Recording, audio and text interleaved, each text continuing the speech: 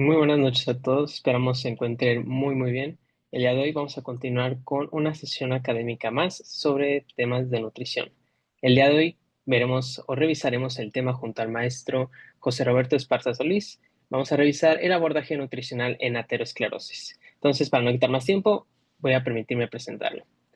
El maestro José Roberto es coordinador académico de la licenciatura en Nutrición y Dietética en la Universidad del Oriente Puebla, tiene una licenciatura en Nutrición por la UPAEP, tiene una maestría en Tecnología Educativa, maestría en Nutrición Deportiva por la UVM y certificaciones internacionales en áreas como antropometría, ISAC nivel 2 y crononutrición. Ha completado su preparación con diplomados y cursos sobre microbiota, enfermedades metabólicas y tecnología aplicada a la educación. Como investigador, ha dirigido tesis de licenciatura y maestría, revisado carteles de investigación y presentando ponencias sobre temas innovadores como la intervención nutricional en placas de ateroma y la optimización del rendimiento deportivo mediante genética. Su enfoque combina la actualización constante con el compromiso por aplicar el conocimiento a la mejora de la salud y el rendimiento académico. Le damos la más cordial bienvenida, maestro, y nada, vamos a aprender muchísimo de usted con este tema tan interesante. El espacio es todo suyo. Muchas gracias por la presentación. De momento en lo que presento mi pantalla y me dicen si ya se puede ver. Am,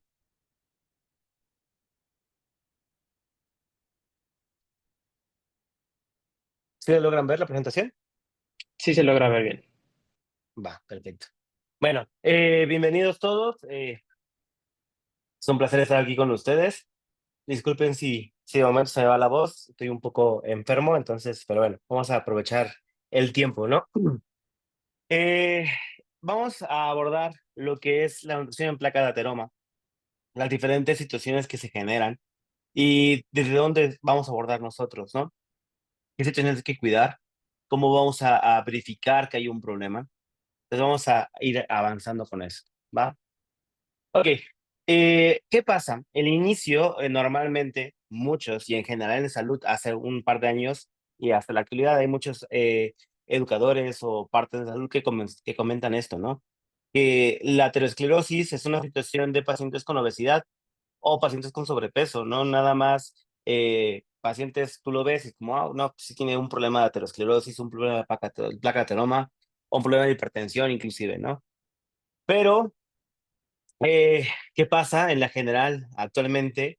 Pues ya nos dan una nueva guía, ¿no? Con cómo se puede valorar a un paciente con obesidad, y vemos que precisamente con los nuevos diagnósticos, ya no solamente el desarrollo de un paciente de alguna patología es necesario que tenga sobrepeso o es necesario que tenga obesidad.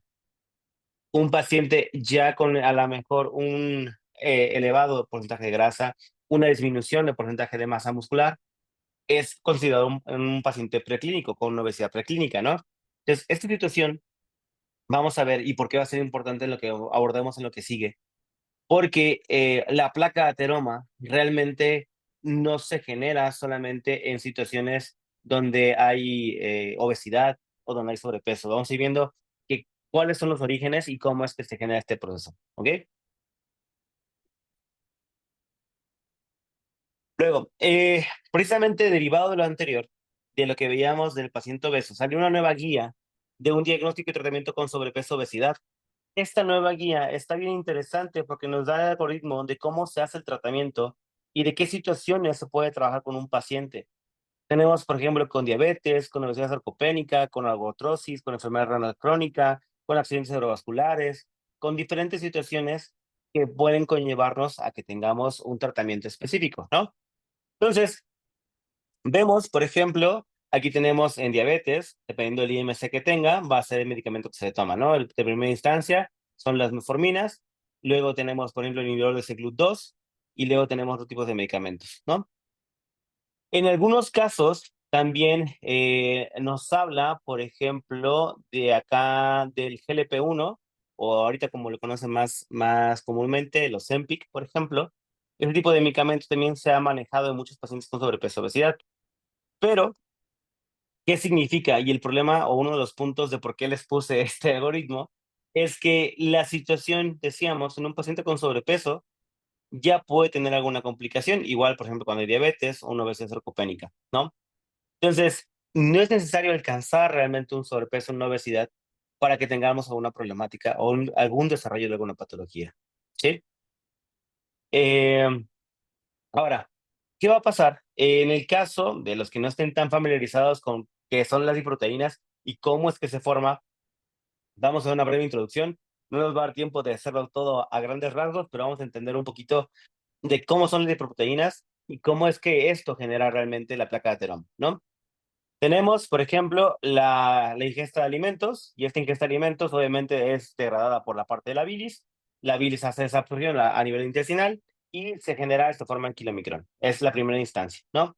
Luego tenemos una lipoproteína lipasa. Esto lo que va a hacer es que le va a quitar lo que son triglicéridos de la parte de kilomicrón y se convierte en realmente kilomicrón y esto llega a hígado. Esto es la primera instancia por alimentos, ¿sí? Nos puede dar aumentos de niveles de colesterol y esto va a ser el factor importante de lo que vamos a ver a continuación de la placa de ateroma, ¿sí? ¿Qué va a pasar? Este mismo colesterol a nivel hepático nos puede convertir, bueno, se va a formar lo que es VLDL, hace el proceso igual que el kilomicrón en remanente de VLDL y ahí nos queda el LDL. Este que está acá, el LDL, va a ser nuestro villano, ¿sí? Nuestro enemigo que vamos a ver por qué causa tantos problemas. Y también aquí hay otro importante, nuestro héroe, que es el HDL, ¿ok? El HDL es quien nos va a ayudar precisamente con el colesterol aciltransferasa o la LCAT, si lo quieren ver más fácil. La LCAT va a formar, o el colesterol que está entregando la parte del LDL lo puede ayudar y transportar hacia la parte hepática. Entonces, por eso se le dice, se le conoce de manera ambigua, que el HDL es el colesterol bueno. Sí, porque puede fomentar ese transporte de colesterol en tejidos para llevarlo a hígado y tener otras funciones. La problemática que tenemos acá es una elevación de formación de LDLs. Esto es lo que nos va a dar un problema. Cuando tenemos niveles altos de LDL, vemos de dónde se forman, por ejemplo, de la parte de alimentos. Igual, ¿no? Tenemos VLDL remanente y formamos LDL. Entonces, esta situación, digo, no solo me afecta por alimentos, y es otro factor importante. La parte de la lipoproteína de LDL también se puede formar por situaciones, obviamente, recurso energético, cuando estamos a lo mejor en ayuno muy prolongado, por ejemplo, en algunas situaciones de estrés metabólico también se puede formar una gran cantidad de LDL. Entonces, este factor, vamos a ver el por qué se convierte en un problema. Ahora, ya tenemos el LDL que está circulando en sangre. ¿Qué va a pasar? Situaciones en tu día a día que tú tienes a lo mejor hipertensión, hiperglucemias, un desvelo constante, un estrés constante. Esto nos va a conllevar a, esto es un zoom, por así decirlo, a la parte de la arteria. Y estas son las células endoteliales, que es lo que recubre precisamente la arteria, ¿no? Estas células endoteliales es lo que permiten el paso a nivel de sangre de diferentes puntos, ¿no? Pero estas uniones que se ven acá, si dan cuenta, están completamente unidas, no dejan pasar casi nada. ¿Qué va a pasar? Situaciones, lo que decíamos hace rato, hipertensión, estrés, hiperglucemias, el cigarro constante inclusive, nos puede ayudar o nos puede promover, perdón, a que estos espacios que están entre las células endoteliales se vayan separando. Y se van separando, el paso de las partículas de LDL o lipoproteínas van a poder pasar a la parte íntima de la arteria. En la parte íntima de la arteria, estos LDL se oxidan, estos LDL oxidados no se pueden mantener ahí, los captura un macrófago, y una vez que el macrófago los captura, ya se comienza a formar las células espumosas, que esto va a ser nuestro problema para la formación de una placa de ateroma, ¿sí? Entonces, ¿qué tiene una placa de ateroma? Si tenemos tejido necrolipídico o esta parte de la célula espumosa, tenemos una luz arterial que puede estar reducida, como en estos casos, y tenemos un proceso inflamatorio. Estas células espumosas y a su vez los receptores de macrófagos van a estimular un proceso inflamatorio. ¿Qué van a estimular? Por ejemplo, un factor necrosis tumoral, interleucinas 1, interleucinas 6, inclusive también. Entonces, esta situación es un ciclo continuo de estrés y de bueno, un estrés metabólico específicamente, ¿no? El mismo estrés que te está generando que te conlleva este proceso te va a generar más estrés todavía. Entonces, hiperglicemias constantes en este paciente va a haber, ¿no? ¿Qué pasa? Si se dan cuenta, hay una pequeña imagen que se encuentra acá de las placas de ateroma. Y eso es importante reconocerlo porque hay dos tipos de placa de ateroma. Ah, perdón, pausa. Si quieren entender, a lo largo de toda la presentación va a haber estos QR escondidos, por así decirlo. Y en esos QR van a venir artículos que van a ayudarles a reforzar todo lo que estamos viendo. ¿Ok? Entonces, en este caso, en este artículo, hace referencia al proceso inflamatorio de que se lleva a cabo en el caso de una placa de ateroma, ¿no? Por si lo quieren revisar más tarde, lo tienen, ¿va? Entonces, ¿qué pasa? Tenemos aquí el núcleo lipídico, que son las células escumosas que están unidas en este proceso, y tenemos también otro tipo de placa de ateroma, que es una placa de ateroma estable. ¿Qué pasa? Y hay un problema bien real, y es lo que comentaba, no es necesario que tengamos un paciente con sobrepeso, obesidad, para poder tener una formación de placa de ateroma. Vimos que esa situación, porque también, ¿qué decíamos hace rato, no? Cómo se hacen esos espacios en las células endoteliales, precisamente con una situación de estrés, ¿no? Hiperglucemias, que el paciente fume, hipertensión, desvelo, todo lo demás. Ahora, no es necesario que sea de manera crónica, es decir, que sean un mes, 2 meses, 3 meses, un año. Son pacientes que si lo hacen un día es como, hoy, no sé, supongamos, pues yo me tomé una coca, puede pasar, se le ve insulina y lo controla, no hay tanto problema, mi cuerpo me ayuda a regular sus niveles de glucosa. Sí, claro, lo va a hacer. La problemática es que mientras no lo regula la cantidad de elevada de insulina que tiene que producir, esa hiperglucemia está constantemente en la arteria. Y esa situación, recordemos que los niveles de glucosa también es un factor de aumento de presión, porque es tomado como un soluto, o sea, también genera un aumento de la presión a nivel arterial. Entonces, hiperglucemias constantes van a promover que también las células endoteliales se separen, ¿no?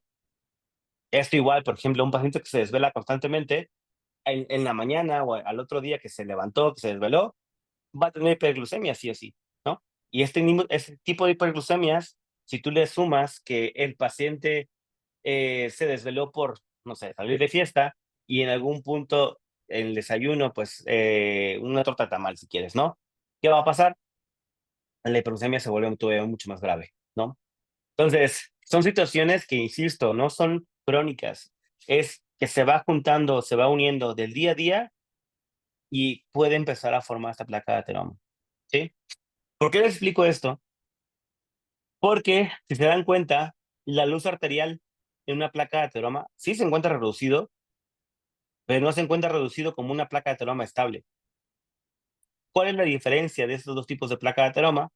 El placa de ateroma vulnerable o placa de ateroma inestable, en este caso, los niveles de colágeno que tenemos aquí alrededor van a ser, esta capa que se encuentra aquí va a ser mucho más delgada.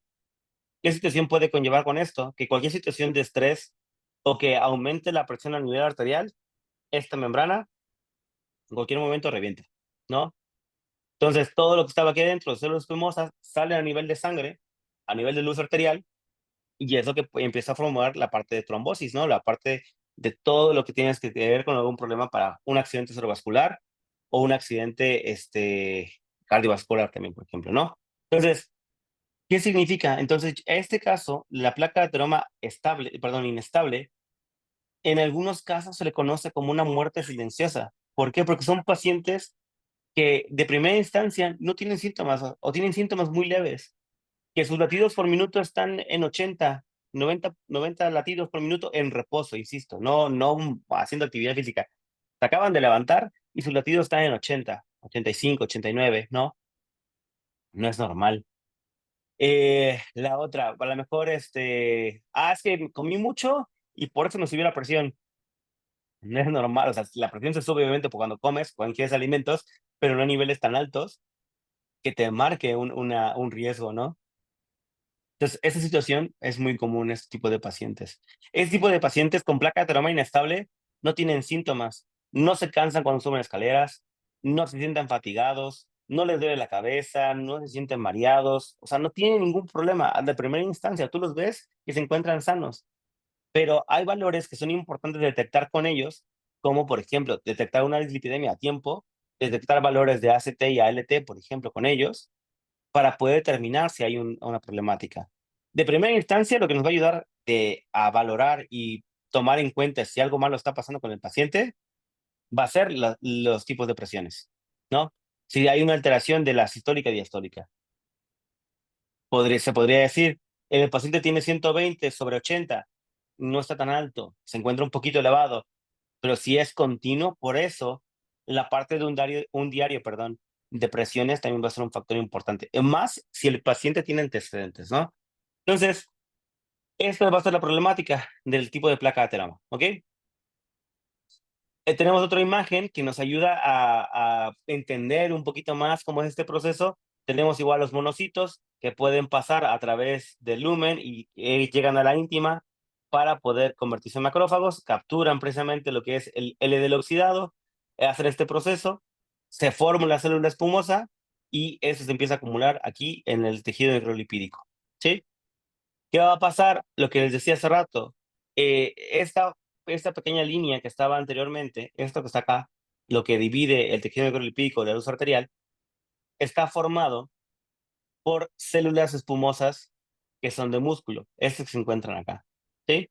Que salen precisamente del tejido muscular para poder ayudar a recubrir. ¿Qué hace tu cuerpo tan inteligente que realmente dice, sabes qué? Lo que yo tengo de células, perdón, de células endoteliales, no me va a ayudar a cubrir, no va a poder soportar la presión que se está generando del tejido necrolipídico. Necesita ayuda. ¿Dónde sacamos? Del músculo, ¿sí? Entonces, ¿qué va a pasar? Sí es un punto importante que conozcamos este proceso, porque la situación que se genera acá, por ejemplo, aquí vemos cómo también entran los linfocitos T, este factor también estimula el proceso inmune, ¿no? El proceso inflamatorio más bien. ¿Qué significa? Si de por sí ya decíamos que niveles altos de glucosa en sangre nos va a generar este proceso, porque la situación también, recordemos que cuando hay niveles de hiperglucemias, se eleva insulina, ¿sí? La lipasa sensible de hormonas se inhibe, y este proceso simula la lipogénesis y que transporta la parte de lípidos para formar tejido adiposo, otra vez LDL y VLDL. Entonces, hiperglucemias también te van a generar este proceso o va a aumentar este proceso. Si ya vimos que estás subiendo este proceso inflamatorio, que también va a generar hiperglucemias, al mismo tiempo te va a generar que entre mayor cantidad de LDL en este proceso de la íntima, ¿no? Y que de la placa de ateroma pasar de un estado a lo mejor leve a un estado más complicado. Ahora, yo les decía que no es de un día para el otro. Sí, no es de un día para el otro, pero también tenemos complicaciones. ¿Qué va a pasar? Nosotros tenemos una arteria normal, que a lo mejor no hay ninguna situación histológica alterada, hay infiltración de macrófagos a lo mejor en cierto punto, hay células espumosas aisladas, es decir, se empieza a generar cierta cantidad de las células espumosas a nivel de lumen, pero la situación es que no hay ninguna complicación, vean, o sea, no hay obstrucción de la luz arterial, ¿no? Y eso es a partir de la primera década aproximadamente. O sea, los primeros 10 años, a lo mejor tú no sientes nada, tú no pasas nada, no tienes ninguna complicación. Importante, el tipo 1 de una estría lipídica, aquí no lo menciona, pero en los artículos que les comentaba anteriormente, sí se puede generar en adolescentes. Un paciente adolescente ya puede tener una estría tipo 1, una disfunción de endotelio tipo 1. Es grave, ¿no? Que un paciente de a lo mejor 15 años, o hubo hace un par de años, una noticia bastante famosa de un niño de primaria, ¿no? Que murió por un infarto de miocardio. No creo que haya muerto o fallecido en este caso el paciente por alguna complicación genética, que a lo mejor y sí, ¿no? Pero en esta situación ya desde niños puede suceder. ¿Sí? Entonces hay que tener mucho cuidado ahorita con las nuevas normativas que entraron también para la parte de cuidado de cafeterías y todo lo que es para los niños y escuelas tanto desde preescolar hasta universidad, intentan prevenir este proceso, ¿no? Que realmente nuestra generación de pediatría, nuestra generación de niños tengan cada vez menos problemas, ¿no? Ahora, ¿qué pasa? Por ejemplo, en el tipo 2, una estría grasa, ya acumulación lipídica intracelular, ya hay una mayor acumulación. O sea, sí se puede existir, se dan cuenta, empieza a existir una acumulación de células escumosas, pero sigue sin haber un problema. Ahora, la uno y la 2 son reversibles, con cambios en el estilo de vida, o sea, se pueden modificar, se pueden cambiar. O sea, todos son reversibles en cierto punto, ¿no? Pero estos dos son más sencillos de hacerlo. ¿Qué va a pasar? Ya cuando hay una lesión intermedia, ya hay una acumulación de lípido intracelular, depósitos lipídicos externos, lo que decíamos hace rato, y esto puede ser a partir de los 30 años, ¿no? A partir de tercera década. Y obviamente crece, y la mayor cantidad de LD tengamos, también va a tener alguna complicación, ¿no? Eh, ¿Qué va a pasar, por ejemplo, ya en la parte 4? Hay un núcleo lipídico bien definido, es decir, vean cómo se empieza a mostrar este tejido necrolipídico y hay un núcleo de lípido extracelular también en este proceso, ¿no? Y ahora sí, la luz arterial, digo, anteriormente en el 3 ya se obstruía, pero en el 4 ya está una obstrucción bastante marcada, ¿no? Luego tenemos en el caso, en el 5, por ejemplo, que hay un engrosamiento fibroso por calcificación, que es lo que decíamos, esto de acá, para evitar que todo lo que se encuentra en el tejido necrolípico salga en luz arterial, entonces se empieza a fijar esta extremidad en la parte externa, ¿no? Y es a partir de la cuarta década, por ejemplo, y incrementa el músculo liso y en la parte del colágeno para evitar que el tejido necrolípico salga, ¿no? Luego, ya por último, la lesión o ruptura, que es lo que queremos evitar. Una ruptura de este proceso de la capa de colágeno, perdón, y si se rompe de esta manera por una presión arterial elevada o o alguna complicación, se libera todo lo que estaba dentro y genera lo que decíamos, una trombosis, ¿no? Puede haber hemorragias también, puede haber hematomas, sí, también. Entonces, es lo que buscamos evitar. Y en este caso, ya en el tipo 6 ya es un riesgo alto de enfermedad cardiovascular o un problema cardiovascular, ¿no? Ahora, ¿qué dicen? Hay algunas guías, precisamente, que nos ayudan a prevenir estos procesos. La guía de práctica clínica del 2018, por ejemplo, nos recomienda no solamente hacer mediciones de triglicéridos y colesterol, también nos recomienda hacer mediciones de ApoB, por ejemplo, ¿no? Y esto solamente, inclusive, cuando hay una hipertrigliceridemia de arriba de 200, ¿no? O un nivel mayor de 130 corresponde a un nivel también de la parte del LDL. Entonces, ¿qué significa? También hay maneras de prevenirlo. Hay maneras de, obviamente, no podemos estar viendo nuestras arterias, a veces están ya en una complicación, pero con bioquímicos y lo que decíamos hace rato con los valores de presión, va a ser un factor importante para prevenir este tipo de pacientes. Ok, ahora, en el caso, esta tabla nos habla también, está bastante interesante, que son las tendencias de enfermedades cardiovasculares y también de formación de placa de ateroma. Ya estoy bien, ya es bien conocido el porcentaje, cómo aumenta de la probabilidad de una enfermedad cardiovascular, si son diabéticos, si no son diabéticos, son fumadores, no son fumadores, si son hombres o son mujeres, ¿no? Entonces, por ejemplo, vemos como en una mujer fumadora, en este caso, la probabilidad de tener un accidente cerebrovascular es mucho mayor en comparación con el hombre, por ejemplo, ¿no? Igual lo mismo, un paciente diabético no fumador, mujer, tiene una mejor salud y un hombre no fumador, no diabético, tendría también una mejor salud, ¿no? Entonces, estas situaciones nos ayudan a conocer las tendencias que pueden existir. Obviamente, lo que decíamos, diabetes y que fume son unos factores que no se deben combinar porque ya tienes esta problemática, ¿sí? Ahora, este bien interesante. Es el algoritmo de cómo clasificamos el riesgo del paciente. Uno, de tener, obviamente, lo que es enfermedades de aterosclerosis o de patología de aterosclerosis y también la formación de un accidente cerebrovascular, ¿no? Entonces, en este caso, vemos, por ejemplo, un paciente con riesgo bajo, sin accidente cerebrovascular, probabilidad de evento y es menor a 10. El NDL está debajo de 115.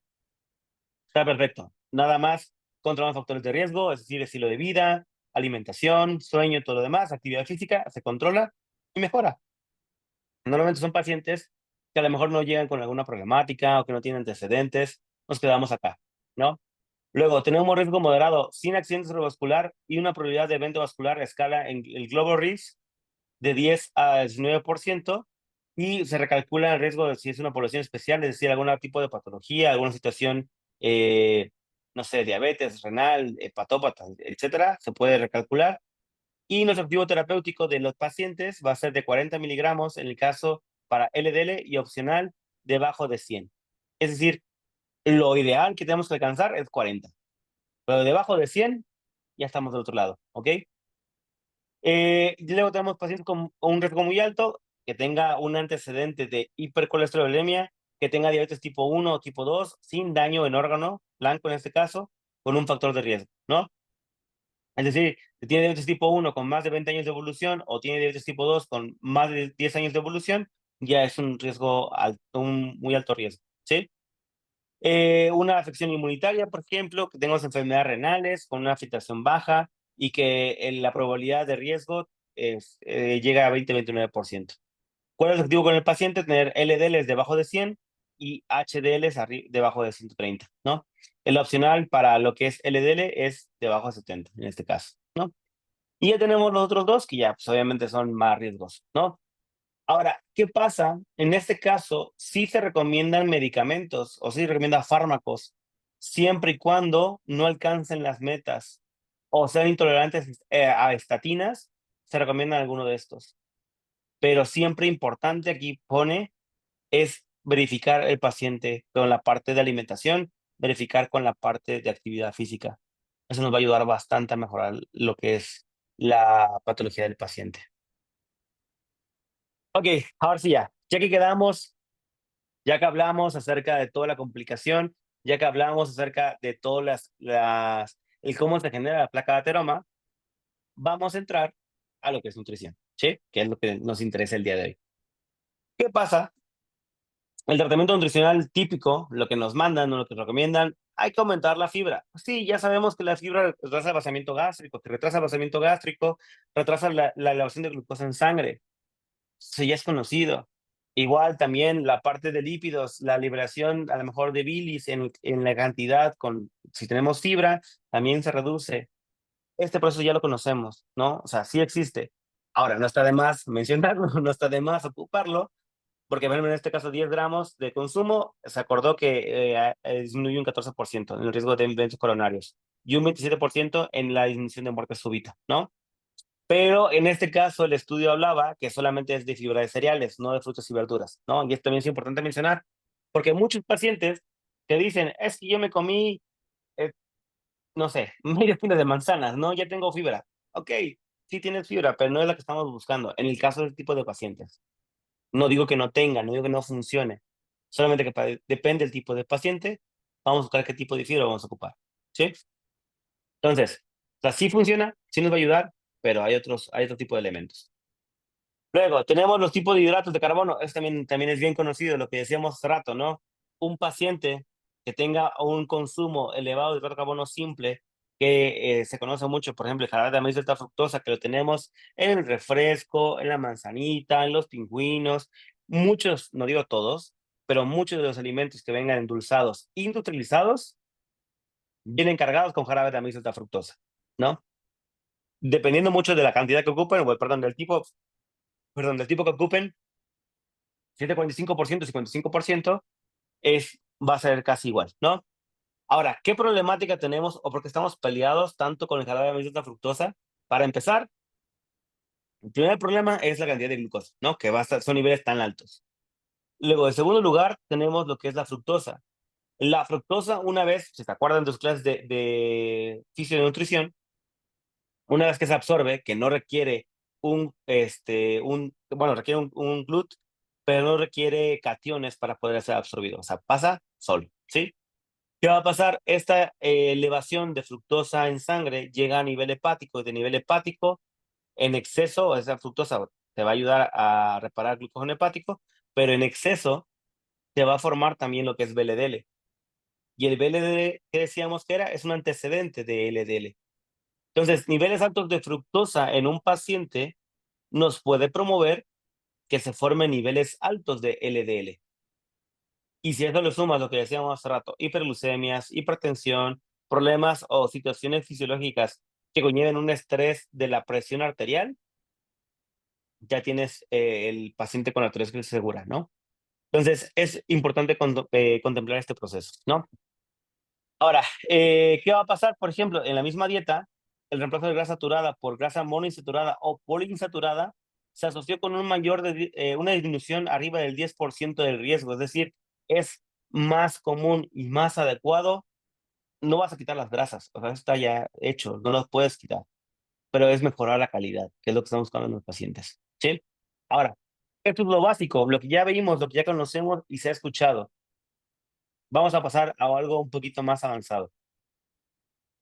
En el caso y en el artículo, si lo quieren leer, es una guía bastante interesante acerca de qué está alrededor de todo lo que se encuentra en un paciente con aterosclerosis. Tenemos factores epigenéticos, que también está tomando mucha fuerza, microbioquímicos, genómicos, proteómicos, por ejemplo. Tenemos muchos factores que nos van a determinar cuál va a ser la alimentación para tu paciente. No solamente, decíamos hace rato, no solamente es cuidar la fibra, no solamente es cuidar las grasas, cuidar el tipo de hidratos. Vamos a ver otros factores que son más específicos y esto es importante mencionar, les va a ayudar bastante a que su consulta destaque. ¿Por qué? Porque no vas a hacer lo típico, vamos a darle fibra, vamos a quitar grasas, ya lo sabemos, ¿no? El hecho de que hagas cosas diferentes va a hacer que tu consulta se vea diferente, ¿sí? Entonces, ¿qué pasa? Tenemos situaciones que se pueden controlar y situaciones que son biológicas, ¿no? En el caso del comportamiento, obviamente, los hábitos de comida, la dieta, todo lo demás que va alrededor de, todo lo que se genera alrededor de los hábitos alimenticios, ¿no? Tenemos la parte fenotípica, que es peso, talla, circunferencia de la cintura, circunferencia de la cadera, circunferencia de la muñeca, todo lo que podamos hacer en el caso de mediciones. Luego tenemos la parte biológica, que ahí te nos vamos a meter un poquito, no vamos a entrar a fondo con todo lo que es microbiota, pero vamos a ver un poquito de qué pasa y qué cepas nos pueden ayudar bastante. Y luego tenemos también biomarcadores. La parte de la glucosa, niveles altos de glucosa, niveles altos de insulina, también son marcadores. Y lo de genotipo, también vamos a entrar un poquito acerca de esto, ¿no? De cómo algunos genotipos tienen mayor tendencia a la formación de placa de ateroma y algunos no tienen esa tendencia. Vamos a ir avanzando un poquito, ¿va? Les recuerdo que si quieren entrar como más en forma en el artículo o todo lo que habla de esto, aquí está el QR de este, por si lo quieren revisar. Ok, ahora, en este artículo nos hablaba, y está bien interesante, cómo es el tratamiento de un paciente con placa de ateroma, para prevención y para tratamiento inclusive. ¿Qué pasa? La normalidad siempre nos recomiendan dieta DASH. De entrada, ¿no? Primero te dicen dieta DASH, dieta baja en ácidos grasos saturados, dieta baja en azúcares, dieta baja en sodio, dieta baja en grasas. Sí, o sea, ya lo sabemos. Pero eso, por ejemplo, de 2015 a la fecha, dos buscadores empezaron a hacer una encuesta acerca de qué cantidad de artículos de investigación tenían relacionados a. Entonces, por ejemplo, la de Scopus tenemos que en el caso de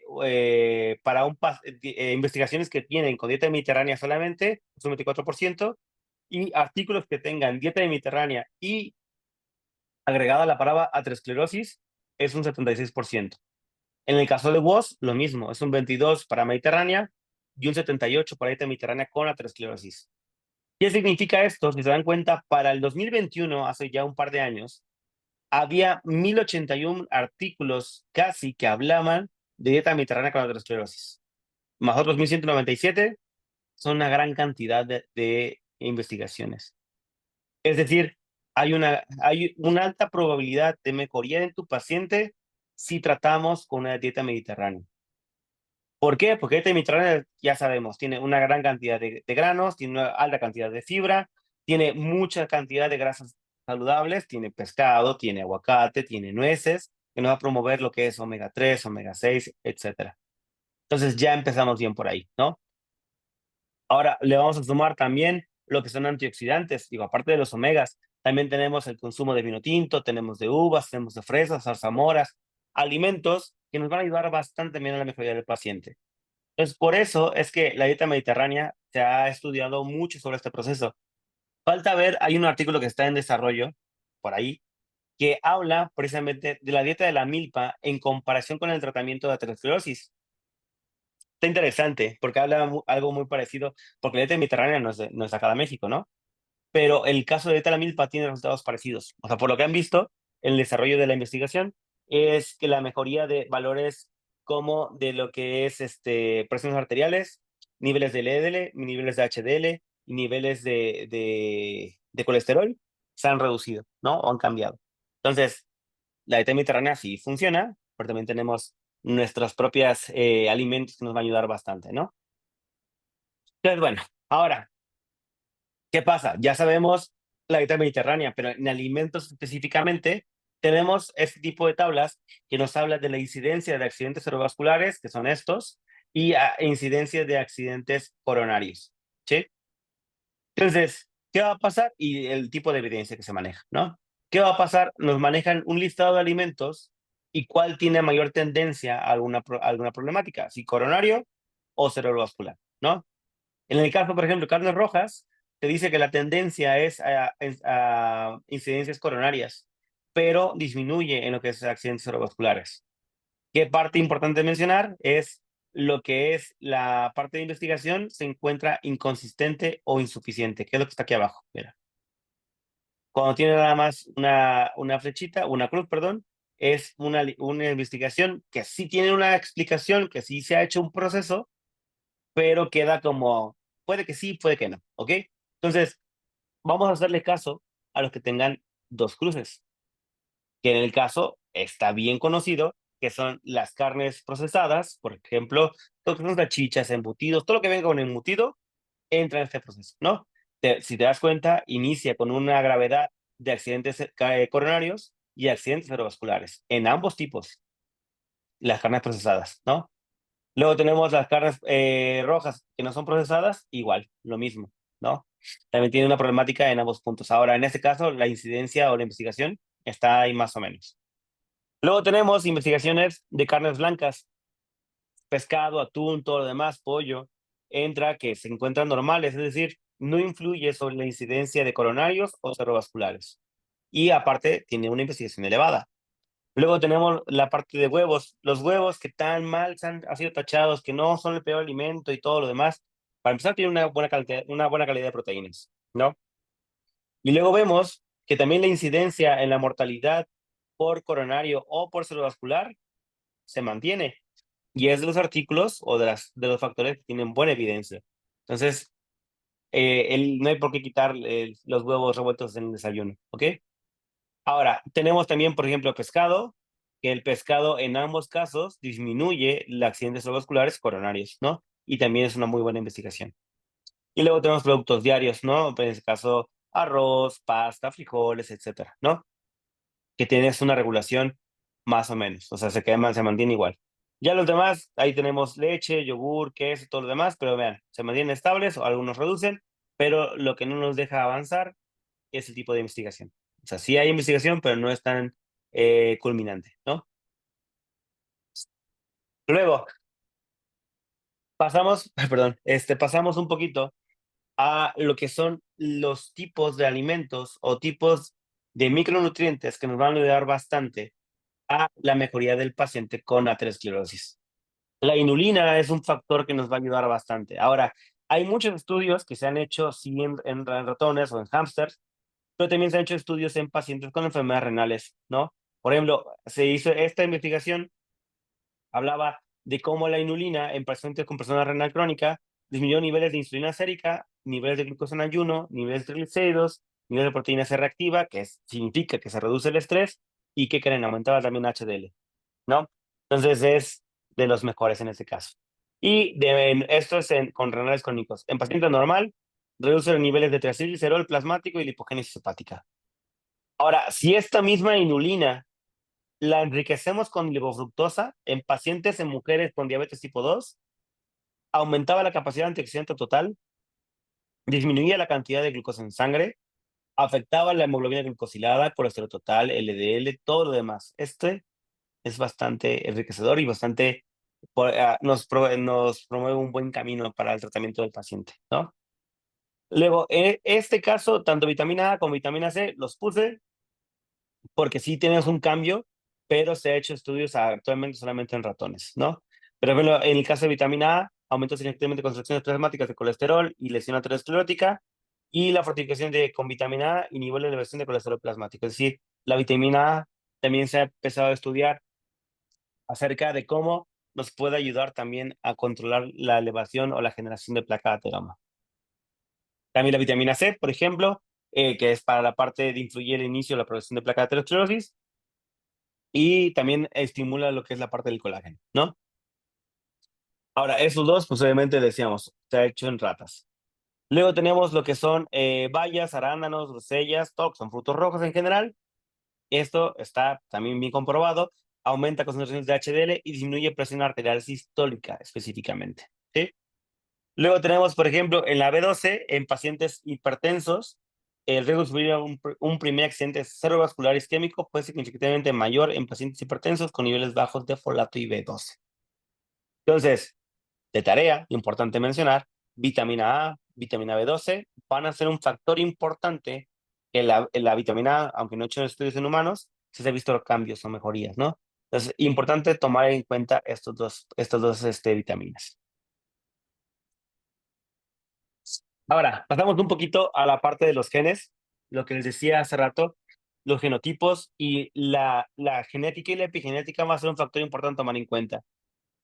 Si se dan cuenta, tenemos que genes que van a cambiar la trombosis o la generación de trombosis arterial, la remodelación vascular, la disfunción endotelial, todo tiene que ver con la parte de los genes, ¿no? Tiene que ver con la formación de lípidos, perdón, en este caso LDL, HDL, triglicéridos y a los ApoA, por ejemplo. Entonces, también tiene que ver con metabolismo de vitaminas, por ejemplo, específicamente. Entonces, los genotipos que tengamos activados, y esto es importante entender, cada persona tiene un genotipo, tiene una carga genética de su papá, de su abuelo y así, etcétera. Ya tienes esa carga genética, eso no lo puedes cambiar. Sin embargo, lo que sí vamos a poder hacer modificaciones son en las metilaciones epigenéticas. Estas pequeñas alteraciones, o estas pequeñas metilaciones más bien, en el ADN de los pacientes, es lo que nos puede promover, ayudar o inhibir ciertos procesos de una complicación en un paciente. Que menciona, por ejemplo, en el caso, por ejemplo, de inflamación, respuesta inmunitaria, ya sabemos, ¿no? Y las interleucinas que regulan la inflamación, ¿no? Pero moléculas de adhesión que te ayudan a lo que ese proceso inflamatorio, perdón, en las paredes arteriales, tenemos, por ejemplo, el ICAM, el BCAM y el PCAM, por ejemplo, ¿no? Luego tenemos, por ejemplo, acumulación de colesterol en macrófago, tenemos otro tipo de genes, modulan captación y metabolismo de colesterol dentro de células inmunitarias, entonces esto puede ayudar a este proceso, ¿no? Que el sistema inmune se genere o más o menos, ¿no? La agresión de la matriz celular por el gen MMP12, por ejemplo, este puede afectar la actividad en las placas ateroscleróticas, es decir, ¿se acuerdan que tenemos una pequeña membrana que era por parte de colágeno? El hecho de tener alterado este gen puede promover que se rompa más fácil o que se rompa menos fácil. Entonces, es importante cuidar este proceso, ¿va? Entonces, estos son los genes en general que nos van a ayudar o que nos pueden contribuir a un cambio. No se recuerden de todos, pero ahorita vamos a ver, se van a repetir, porque vamos a ver en el ejercicio cuáles son las actividades o los genes que se pueden modificar en este proceso, ¿va? Luego tenemos, por ejemplo, algunos genes que tienen que ver con la parte de alimentación, por ejemplo, la reducción de apetito, el MC4R, que influye en sensación de hambre y saciedad. También tenemos, por ejemplo, la dependencia del bloqueo del estrés, por ejemplo, el DRD2, que es con la síntesis de dopamina, que entonces te ayuda a la dependencia alimentaria. Entonces, estos factores nos van a ayudar bastante. Razón, tú tienes que te pueden estimular o se pueden afectar dependiendo de lo que hagamos en el caso del día a día. Entonces, va a depender, los factores epigenéticos van a hacer esos cambios. Es decir, el hecho de que tengas más contacto con estrés, que tengas más desvelo, que tengas hiperglicemias, que te la llevas pegada con audífonos, todo lo demás, van a hacer alteraciones epigenéticas, ¿sí? Es más, también el daño o una disbiosis a nivel intestinal también puede hacer cambios epigenéticos, ¿sí? Ahorita vamos a ver por qué. Ahora, el que quiero que aquí se acuerden es este que está aquí abajo, lo que es el CYP1A2, ¿sí? Este gen nos va a influir la sensibilidad de la cafeína, es decir, que puedas tener este factor de estimulante o hipertensivo hacia la parte de cafeína. Este recuérdenlo bien porque lo vamos a volver a ver, ¿va? Ahora, en este artículo, por ejemplo, se hablaba precisamente de este gen, del CYP1 y A2, ¿no? Este gen, aquí te pone la función, metaboliza la parte de cafeína de manera individual que hace que sea rápido o lento, ¿sí? Por la cafeína. ¿Y esto qué estimula? Ah, ¿sabes qué? En este caso, mejora la salud cardiovascular. Sabemos que, por ejemplo, la cafeína tiene un factor cardioprotector o un factor que reduce el proceso de formación de placa de ateroma. Entonces, ¿qué significa? El que conozcas cómo funciona este gen, cómo se puede modificar y en quién se modifica, te puede ayudar a que sepas realmente si el café va a tener el efecto que tú quieres en el paciente. ¿Sí? Entonces, ¿qué pasa? Yo les decía, dependiendo del fenotipo, va a ser si este factor se puede estimular o no se puede estimular. Tú puedes tener la exposición al nutriente que tú quieras o a la situación que tú quieras. Dependiendo del genotipo que tú tengas, va a ser el hecho de que esa situación aumente, no tenga efecto o sea desprobable, ¿no? Entonces, en este caso, por ejemplo, tenemos que este mismo gen, en un genotipo de AA, puede hacerla del metabolismo rápido de la cafeína, ¿sí? ¿Qué va a pasar? En un paciente que tiene AC o genotipo CC, la experiencia sobre la parte de cafeína se va para abajo, ¿sí? No hay un efecto real sobre la parte de la cafeína. Eso significa que aunque conozcamos, aunque tomemos café todos los días, en cada uno de los pacientes, cada uno de ustedes va a tener una respuesta diferente dependiendo del genotipo, ¿sí? Ese genotipo a lo largo de los años se ha ido perfeccionando precisamente por sus antecedentes genéticos, por su papá, su abuelo, su mamá, su abuela y así, etcétera, ¿no? Entonces, el hecho de que tu abuela, tu abuelo, a lo mejor tuvieron un cuidado de salud adecuado, se dormían adecuadamente, se alimentaban adecuadamente, los genotipos que te dejaron son bastante ideales. Y aparte, precisamente con lo que es la epigenética que ellos realizaron mientras vivieron o mientras estaban, sí, mientras estaban viviendo, te ayudó a que ese genotipo sea mucho más adecuado, ¿sí? Si tu papá o tu mamá hereda ese genotipo y sus epigenéticas o sus cambios epigenéticos empiezan a ser más o menos, es que, bueno, pues ya tenemos más dinero, pues ya hay que comer todos los días tacos, todos los días hamburguesas, ¿no? Etcétera, ¿no? ¿Qué problemática eso? Estás afectando epigenéticamente tu cadena de ADN y la cadena de ADN que ya te toca a ti ya viene con esas deficiencias. Entonces es importante conocerlo, ¿no? En los tipos de genotipos para tú saber también cómo tratar con tu paciente.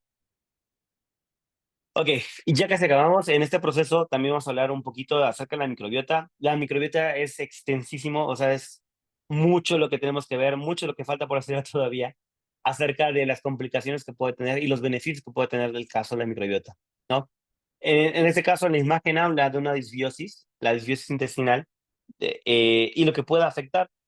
Por ejemplo, hay una inhibición de la AMPK, que es una enzima que nos va a ayudar a estimular la lipasa en sí de hormonas. Como esta enzima se encuentra inhibida, no hay oxidación de ácidos grasos mitocondriales, no hay cetogénesis, no hay captación de glucosa y no hay segregación de insulina adecuadamente, ¿sí? Entonces, ¿qué va a pasar? Obviamente, hay una síntesis de colesterol elevada y hay triglicéridos elevados, ¿no? Por el estrés que se lleva a cabo durante la parte intestinal. Es decir, una disbiosis, una alteración de la microbiota a nivel intestinal te puede promover este proceso de estrés, este proceso inflamatorio, conllevando a mayor generación de tejido adiposo. Hay muchos pacientes que llegan luego a consulta y a lo mejor te dicen, es que yo como bien, no tengo tantos problemas, ves su R24, ves su historial de alimentos, no hay tanta problemática realmente. O sea, su alimentación no tiene un exceso calórico, ni a lo mejor la calidad tampoco es tan mala. Pero el simple hecho de tener una disbiosis en ese proceso puede conllevar a que lo que consuma mínimo esté alterando y aumente lo que es tejido adiposo, ¿sí? Solamente por alteración de microbiota. No hay, o sea, sí, obviamente el superávit calórico va a generar el aumento de tejido adiposo, pero esto también es un factor que puede contribuir, ¿sí? Ahora, ya hablamos de la microbiota. Ahora, ¿cuáles son los que nos van a ayudar? En este caso, vean, estos son para ratones, no son tan funcionales, pero igual se las pongo, ¿no? Acarmacia, por ejemplo, reduce las reacciones inflamatorias, inhibe la proliferación de migración de macrófagos a nivel de lo que decíamos de la íntima. Si se encuentra de manera en la luz arterial y pasa a la íntima, es lo que queremos evitar que pase. ¿Cómo sucede esto? Con este probiótico. Entonces, también va a ayudar bastante. Luego también reduce el peso corporal, reduce niveles totales de colesterol y triglicéridos. Tenemos también la acidófilus, por ejemplo, esta está probada en humanos, reduce niveles de LDL y va a ayudar bastante este proceso, ¿no? Luego tenemos la plantorum, que esta hay una disminución de circulación intestinal hepática de sales biliares, reducción de disponibilidad de colesterol de la dieta, lo que decíamos hace rato, ¿no? La parte del colesterol disponible después del remanente de kilomicrón o después de kilomicrón se van a reducir. Eh, Inhibición de la formación de placa de troma. O sea, ya más fácil no se puede tener, ¿no? Y luego también va a reducir niveles de LDL. O sea, en este caso, la plantarum es bastante buena, ¿no? Luego tenemos la acidophilus, que también es bastante bueno y bastante recomendable. Ahora, veíamos hace rato que la inulina tenía varios factores que nos iban a ayudar bastante. Y la inulina nos puede ayudar combinado con probióticos. Entonces, es tu probiótico y la inulina juntos nos va a ayudar a reducir los niveles de glucosa plasmática, niveles de insulina sérica y cambios en los niveles de HDL. Es decir, va a aumentar esa cantidad de HDL. Entonces, si lo combinamos o si hacemos ingesta en este caso, de acidophilus o bifidobacterias, y en combinación con inulina, nos va a ayudar bastante. ¿Sí? Luego tenemos el animalis lactis, por ejemplo. En humanos, complemento nutricional que contiene leche desnatada, perdón, y reduce niveles de TMAO, ¿no? Por ejemplo. Luego tenemos, esta es más para, también igual para ratones, pero también se probó en humanos, lo que es la Rhamnosus, se me olvida. Y hace una reducción de la contracción, perdón, de la concentración de citocina proinflamatoria, que es interleucina 1 beta, y los niveles de colesterol, ¿no? Entonces, si hace esta reducción de este proceso, también va a reducir niveles de lo que es interleucina 6 y por ende reduce también la parte del estrés metabólico, reduce niveles de glucosa en sangre. ¿Sí? Luego, por último, tenemos la Reuteri, que la Reuteri también va a reducir niveles de LDL. ¿Ok?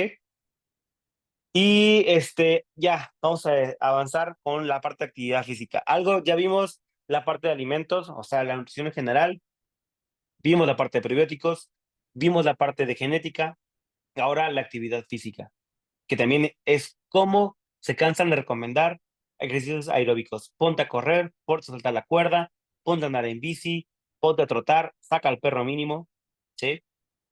¿Por qué? Porque te va a ayudar a reducir niveles de presión, ¿no? Siempre se le categoriza la actividad física aeróbica como va a ayudar a reducir la presión arterial.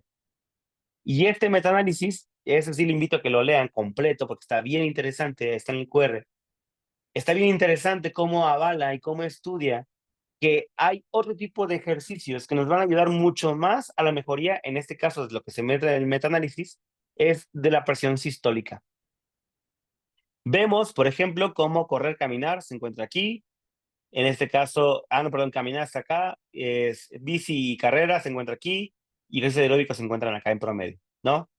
Luego, entrenamientos dinámicos de resistencia se encuentra acá, entrenamientos combinados se encuentran aquí, entrenamientos, los famosos HIITs, por ejemplo, los HIITs, se encuentran en este proceso, entrenamientos interárbicos aeróbicos o el sprint interválico también se encuentra acá. ¿Pero qué creen? Donde más se encuentra una mejoría de la presión, en este caso sistólica, son en ejercicios de fuerza isométricos.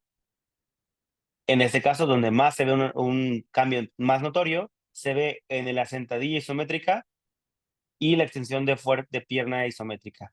Vean los cambios de diferencia que hay en comparación con los ejercicios aeróbicos. Entonces, ¿qué significa esto? Si tú quieres ayudar a mejorar los niveles de presión en un paciente que previo va a formar placa de ateroma o que ya tiene placa de ateroma, no lo pongas a correr, saltar o brincar. Ponlo a hacer ejercicios isométricos. Y esto le va a ayudar bastante, ¿no? Esto es la presión sistólica. Ahora veamos en la diastólica. Por ejemplo, en la diastólica es un cambio muy parecido y aquí es diferente. Por ejemplo, aquí tenemos carrera y carrera aquí en diastólica sí se compara con el ejercicio isométrico. O sea, tienes un valor muy parecido, pero solo en diastólica, no en la sístole. Ahora, todos los demás se encuentran por debajo. Entonces, tu estándar de oro para reducir la presión diastólica es carrera y es ejercicio isométrico de sentadilla, ¿sí? Entonces, ¿qué va a pasar? Lo más recomendable para tu paciente que tiene tendencias a nivel de hipertensión o a nivel de presión alta o que ya tiene un mal estilo de vida y tú lo quieres mejorar, muchos pacientes con esto pasan, ¿no? Lo quieres mandar a entrenar, lo quieres mandar a competir, etcétera, o quieres que ya haga actividad física porque nunca ha hecho actividad física y quieres para que cambie su estilo de vida, que mejore las probabilidades. Si tú lo pones a correr, a la mejor andar en bici, son pacientes que se van a cansar, aeróbicamente no están funcionales o no están tan adecuadamente en la parte aeróbica. Es decir, no te van a resistir la actividad física. Y lejos de ayudarles, lo vas a complicar o lo vas a estresar, ¿no? Entonces, en este caso, los isométricos te van a ayudar bastante para mejorar al paciente. Y este estudio está también bien interesante, si lo quieren revisar, es cómo la actividad física puede promover en los valores epigenéticos del desarrollo de patologías. Vemos cómo la actividad física o el aumento o el cambio de músculo esquelético nos puede ayudar bastante, por ejemplo, a la función plaquetaria o la parte de coagulación. Entonces, actividad física es sí o sí, no es negociable. En un paciente que tiene tendencia a formación de placa de ateroma o tendencia a esa problemática, la actividad física debe de estar. Es que yo nunca he hecho actividad física. Tienes que empezar, por algo se empieza. Y en ese caso sí se tiene que recomendar. Lo que decíamos, o sea, en el caso anterior, la sentadilla isométrica, no tienes que irte al gimnasio, no tienes que irte al parque, lo puedes hacer en tu casa. Pero ¿por qué es no negociable? Porque vemos todos los beneficios que tiene, todos los cambios o toda la mejoría que va a tener tu paciente solamente por meter actividad física, ¿no? Entonces tenemos la función plaquetaria, también tenemos un adecuado cambio en la función de a nivel renal. Por ejemplo, a niveles de lípidos, hay una reducción, un cambio, es lo que decíamos hace rato, vean, en el mismo nivel de lípidos no hay un cambio tan fuerte, ¿sí? Es importante cambiar las presiones, eso sí, ayuda a enfermedades cardiovasculares, pero niveles de lípidos no los va a bajar. Ahí es meter la dieta, sí o sí, lo que decíamos anteriormente. Dieta mediterránea, dieta con lo que estamos viendo también en la parte de probióticos, te va a ayudar bastante a la mejoría de lípidos. Pero para mejorar lo que es salud cardiovascular o riesgo a cardiovascular y la función plaquetaria, ya vimos que es ejercicio, ¿no? Es actividad física sí o sí. Y pues bueno, vamos a terminar con esta pequeña imagen que nos dice cuáles son las acciones preventivas y cuáles son los factores de riesgo que vamos a tener para la formación de placa de trauma, ¿no? La acción preventiva, decíamos, es quitar los malos hábitos. Eso ya tiene que ser, no lo podemos cambiar.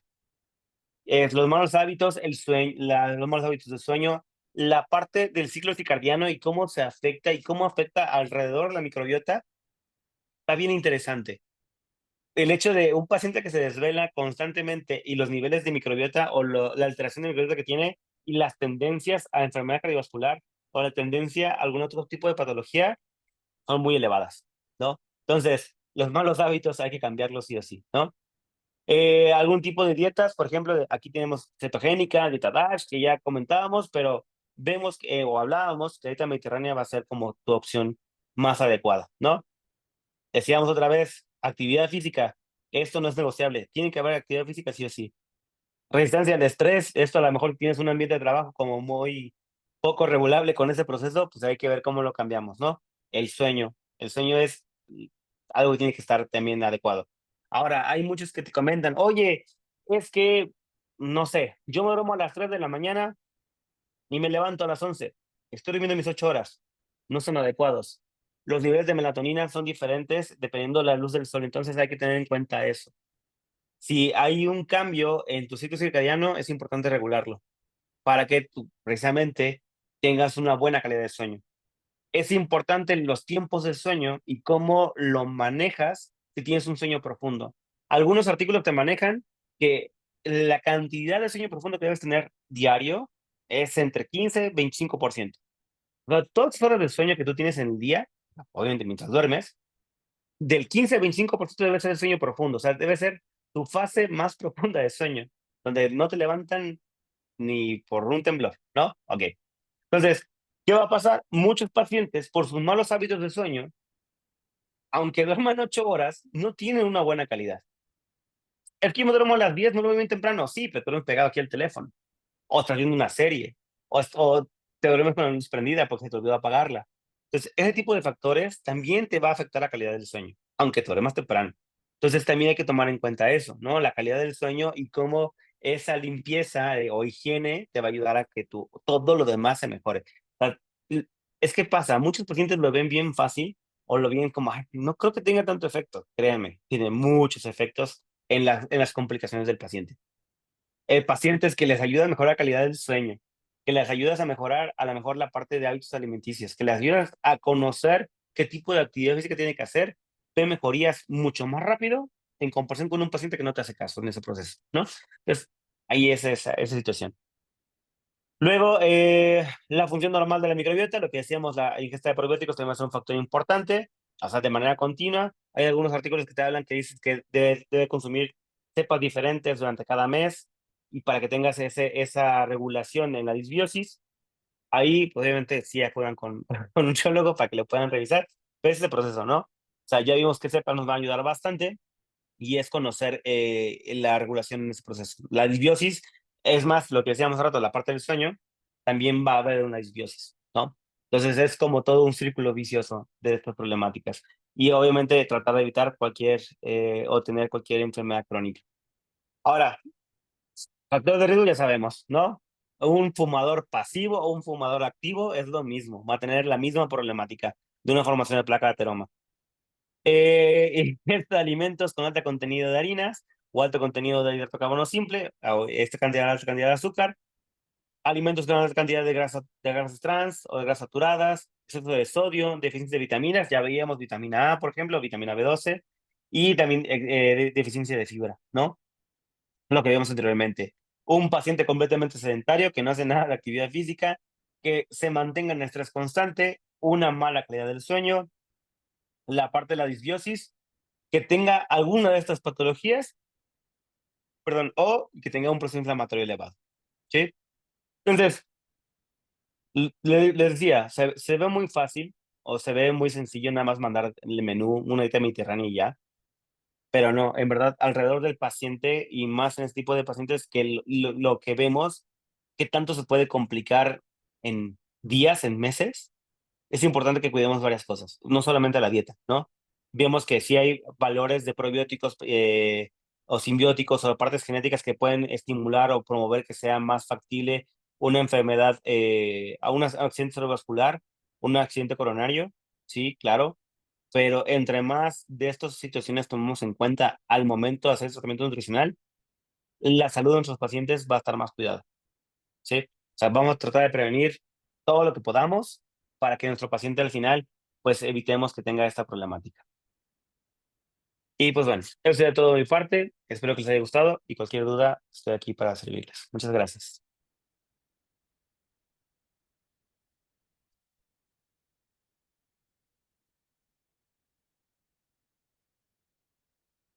Está por ahí.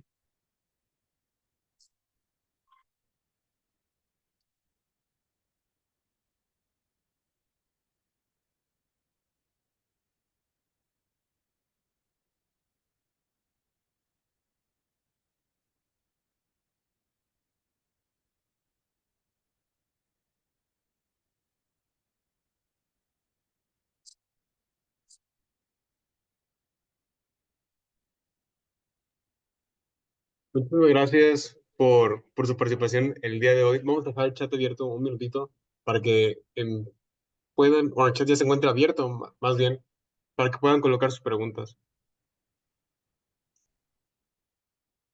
Ok, ya tenemos sus primeras preguntitas. Además de felicitaciones, por otra parte, nos comenta Susana si nos daría el favor de repetir el probiótico, ¿en qué ayuda este?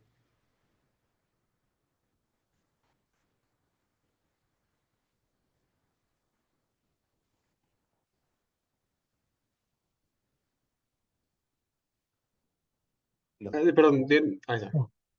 Ya, perdón. Me decías de el probiótico. Sí, ¿cuál es ese probiótico que ayuda? Te comentó hace un momento. Mira, hay varios, decíamos en este caso que nos pueden ayudar a una mejoría en el paciente y veíamos de este caso los que tienen estudios en humanos es estos. Mira. Estos, por ejemplo, tenemos la Acidophilus, por ejemplo, son uno de ellos. Y decíamos que el que tiene bastante prueba científica es el Acidophilus con bifidobacterias y casei, por ejemplo, y que viene combinado con inulina. Entonces, por ejemplo, en esta situación, en este tipo de probióticos, los niveles o a nivel de absorción, la parte de glucosa a nivel intestinal, nos va a ayudar bastante. Es decir, que la cantidad de glucosa que pasa a sangre sí sea adecuada, pero sea en procesos más paulatinos, o sea, no sea de golpe, por así decirlo, ¿no? Ese es uno. Eso de la misma situación, obviamente regular niveles de insulina. O sea, no tener los golpes de glucosa, la absorción tan rápida de glucosa en sangre, hace que los niveles de insulina también se mantengan estables. Sabemos que una de las problemáticas que el hecho de tener insulina de manera elevada y de manera constante, no solamente nos va a ayudar a tener la problemática de diabetes en un futuro de alguna situación similar, sino también que nos va a promover, recordemos que la insulina es un factor se me fue de lipogénicos, es decir, nos va a promover la formación del tejido adiposo. Entonces, entre más tiempo tengas o valores tengas más altos de insulina, te va a promover la parte de formación de lípidos. Entonces, si tú puedes evitar todo este proceso, ahora, no estoy diciendo que con el probiótico te puedes comer lo que quieras y hidrato de carbono simple, o sea, no te puedes comer tu pan dulce con tu probiótico, porque no funciona así, ¿no? Pero en este caso sí te va a ayudar a reducir este proceso. O sea, si tú tienes un alimento o una disbiosis, el hecho de lo que platicábamos hace rato, un paciente con disbiosis, aunque se consuma su alimentación de manera adecuada, va a tener esos cambios en la glucosa en sangre. O sea, puede tener tendencias a hiperglucemias, aunque sean alimentos en teoría, entre comillas, saludables, también puede tener hiperglucemias, solamente por la disbiosis. La disbiosis puede provocar un factor inflamatorio que también te va a dar hiperglucemias.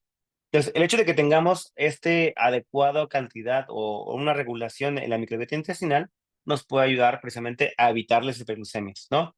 Y a su vez, todo lo demás es como una cadena. Se va regulando lo que es la formación de kilomicrones, de colesterol disponible en sangre, de lo que es LDL, de todo lo demás. Sí, no sé si respondí su duda. Súper, muchísimas gracias, maestro. Nos preguntan también, mm, ¿qué tipo de fibra es la recomendada? ¿Cuál sería la más recomendada?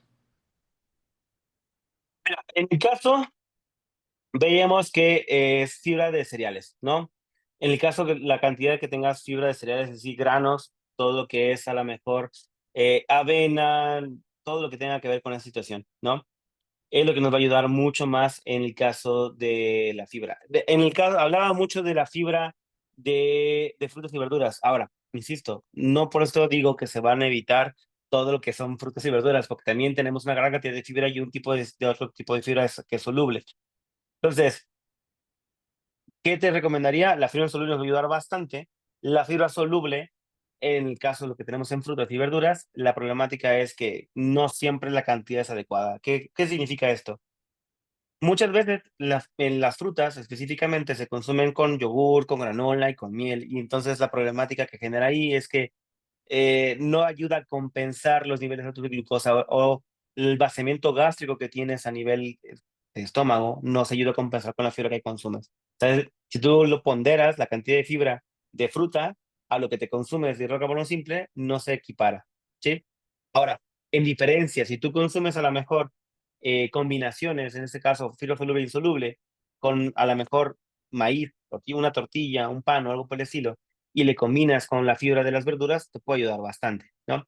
Entonces, el hecho de que tengas la fibra de los cereales te va a ayudar a retrasar vaciamiento gástrico, que la glucosa llegue, tarde más tiempo en llegar a nivel intestinal y de ahí tarde más tiempo en absorberse, ¿no?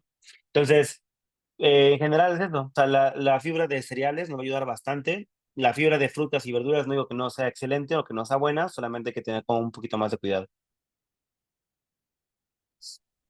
Súper, nos ponen también muchos agradecimientos y felicitaciones y nos preguntan también su opinión acerca de un tema, yo creo que es un poco controversial igual, sobre la recomendación de consumir manteca de cerdo para disminuir el colesterol LDL.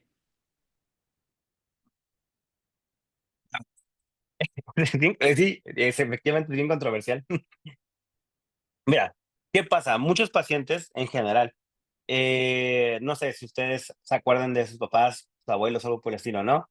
Eh, que siempre cocinaban frijoles o los alimentos con manteca de cerdo. Obviamente le da un sabor diferente, sí, claro. La parte de preparación, el sabor general, ¿no? Ahora, el hecho que ayude a reducir el LDL, todos los estudios que vimos ahorita, en ninguno mencionaron o estaban la manteca de cerdo. ¿Qué pasa? La problemática en general es que los niveles de colesterol que tiene la manteca de cerdo y los niveles de triglicéridos que tiene la manteca de cerdo, que si bien tiene algunos beneficios que no están todavía 100% confirmados, es que también te va, o sea, lo mismo que hace rato con la fibra. O sea, los beneficios no se comparan con las problemáticas. Entonces, los beneficios apenas están empezando a ser estudiados y las dosis están empezando a ser estudiadas, pero hasta no tener algo a ciencia cierta, o sea, es mejor tratar de evitarlo. Ahora, ¿qué pasa? Un paciente sano, un paciente que no tiene alguna problemática o tendencia a enfermedad cardiovascular, una vez al mes, una vez a la semana, te puedes cocinar con manteca de cerdo. Cantidades, obviamente, es importante, ¿no? Media cucharada, etcétera, ¿no? Pacientes que tengan tendencias a formación de placa de ateroma, pacientes con hipertensión, pacientes con sobrepeso, obesidad, de plano mejor evitarlos, ¿sí? Entonces, hasta no tener un estudio que nos hable completamente de sus beneficios, mejor tratar de dejarla a un lado. Súper. También nos preguntan sobre qué tan recomendable es la suplementación con omega 3. Mm, súper recomendable. Que tengamos los niveles específicamente de EPA y DHA nos va a ayudar bastante, ¿no? ¿Qué va a pasar? Si tenemos, y esto es importante en suplementos, en México estamos bien abajo, o sea, bien complicado en el caso. No hay relación tan adecuada en los medicamentos y en algunos suplementos, específicamente en suplementos. Entonces, nada más fijarte que tenga EPA, que tenga arriba de 300 miligramos y de HA igual que tenga arriba de 500 miligramos, y es muy bueno. O sea, no lo mencioné porque creo que ya estaba como más implícito, pero sí, o sea, lo que son omega 3, si tú hablas de a lo mejor suplementos ideales que deben tener o estar de base en un paciente, lo que es omega 3 y lo que es los probióticos, esos deben estar de base, porque nos va a ayudar mucho, o sea, son muchos los beneficios, es lo que decíamos de rato, son muchos los beneficios en comparación con todo lo demás. Entonces, si hay algún paciente presente con problemáticas de hipertensión o con tendencias a formación de placa de ateroma, el omega 3 nos va a ayudar bastante. En el caso, lo mencioné un poquito cuando hablábamos de la dieta mediterránea, que teníamos, por ejemplo, esta parte de pescado, todo tipo de cacahuate, de nuez de la India y todo lo demás, que tiene una cantidad importante de omegas. Ahora, no son las más completas porque necesitas consumir unas grandes cantidades para tener la cantidad adecuada, pero ya te apoyan, ¿no? Entonces, si ya tienes esa alimentación de la dieta mediterránea, o inclusive mencionábamos dieta de la milpa, y tú lo combinas a lo mejor con suplementación de omega 3, te puede ayudar a prevenir bastante el riesgo heterogénico. Muy bien. Ahora nos piden mucho o nos están preguntando mucho sobre la dosis de los probióticos. Mira, las dosis de probióticos son diferentes porque son partes por millón. Entonces, en cada uno de ellos tienen diferentes. Por ejemplo, hay unos que te manejan que sean de 10 partes por millón o unos que te manejan que sean de 100 partes por millón. Entonces, depende mucho del probiótico. En este caso, el que más mencionábamos, el de Acidophilus o el de Casei o el de Bifidobacterias, se recomienda que tengan 10 partes por millón. Bueno, digo, pues 10.000 millones de esa cantidad, ¿no? Entonces, hay algunos, no recuerdo ahorita bien la marca, porque tampoco no recuerdo la adecuada, pero fíjense en esa cantidad, que tenga 10.000 partes por millón, y ya con eso es, en este caso, en Acidophilus y Casei y Bifidobacterias, que son los que tienen más pruebas. Los demás veíamos, por ejemplo, en este caso, ¿no? Lo de, a lo mejor, el Kermasia. O sea, sí tiene unas pruebas, por ejemplo, reduce reacciones inflamatorias, tiene algunas situaciones, algunas pruebas científicas que se hablan en la suspensión de cambios o alteraciones. No está, o sea, no está todavía al 100% probado. Sí hay algunas pruebas, hay algunos artículos que mencionan su mejoría. Por ejemplo, ayuda mucho al peso corporal, pero los que tengan más evidencia son esos, los acidófilos, bifidobacterias y casei, ¿no? Y que tengan 10.000 partes por millón. Y ya con eso te puede ayudar bastante. En caso, ¿no? Ahí, insisto, eh, mencionaba un poquito anterior también cómo se consume este proceso. Muchos te dicen que nada más en un mes. Sin embargo, en el proceso de reeducación o recambio de la microbiota intestinal, te dicen que es de 3 meses mínimo. O sea, que tú tengas, por ejemplo, un consumo de un mes de acidófilos, tengas otro mes de casei, tengas otro mes de bifidobacterias, para que tú tengas esa regulación de la parte de la microbiota intestinal. Y te puede ayudar bastante, o sea, con ese proceso. Súper. Ahora para cerrar esta parte de, bueno, este espacio de preguntas, nos dicen, ¿cuál es el efecto del ayuno intermitente para estas dislipidemias y regulaciones de la presión arterial? Mira, el ayuno intermitente está bien conocido y también es bien famoso. Hace rato creo que lo mencionaba acá en el final, cuando hablábamos acerca de tipo de dietas, ¿no? Mira, está la cetogénica, la DASH, mediterránea y todo lo demás. El ayuno intermitente, yo estoy a favor y en contra al mismo tiempo. ¿Por qué? Porque no muchas veces se hace adecuadamente.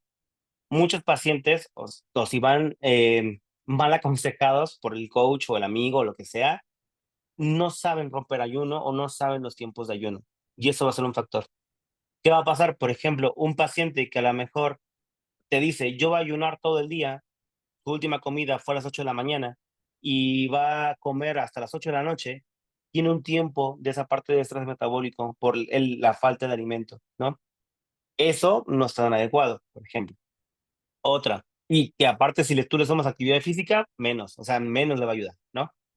Es lo que veíamos de rato, ¿no? La actividad física es muy funcional si se hace de manera normal, en este caso no combinando cosas, pero si tú tienes un paciente a lo mejor que su última comida fue a las 8 de la mañana y va a desayunar a las 8 de la noche y su entrenamiento es de fuerza a las 6 de la mañana, debe romper el ayuno sí o sí. O sea, no puedes mandar a un paciente a entrenar fuerza, lo que decíamos hace rato, y ejercicios isométricos, y tú lo pones a entrenar en ayuno, lejos de ayudarlo, lo vas a estresar metabólicamente y también, a lo mejor también mentalmente. Entonces, no será recomendable en ellos, ¿no?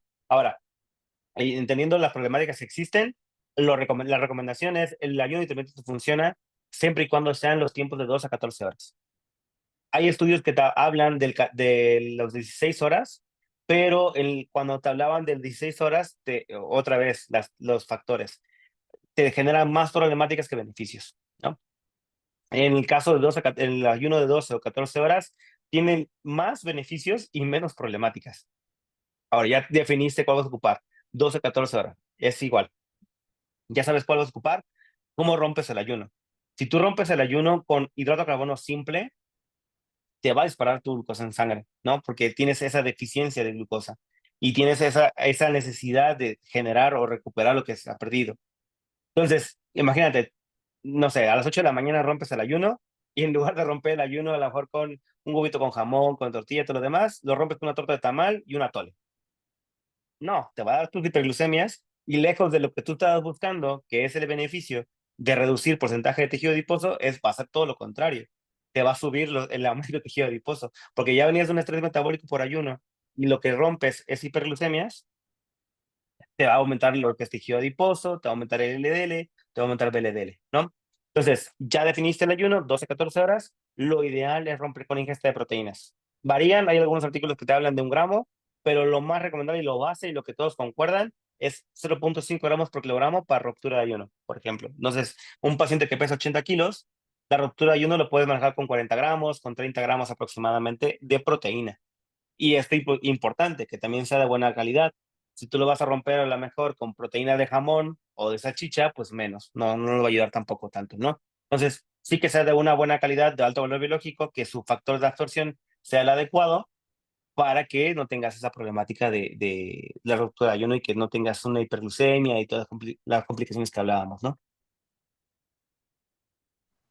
Súper, pues bueno, muchísimas gracias, maestro José Roberto, por esta clase de hoy. Ha sido un tema muy, muy interesante y como usted se podrá haber dado cuenta por la cantidad de felicitaciones y agradecimientos en el chat, pues fue una gran clase y esperamos nada, tenerlo de vuelta próximamente en alguna sesión o en algún curso y nada, que tenga una linda noche, maestro.